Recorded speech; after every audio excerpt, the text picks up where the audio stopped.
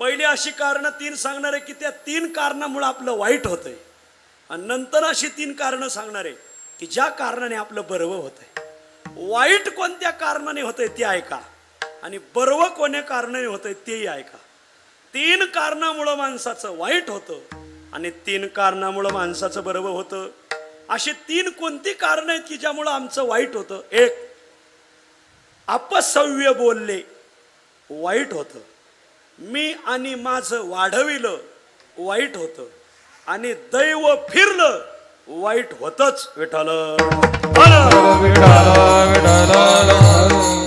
एक, अपसव्य बोलले की हमखास वाईट होतं. मुखे ते वाईट बोलती ओंगळ, मुखे वाईट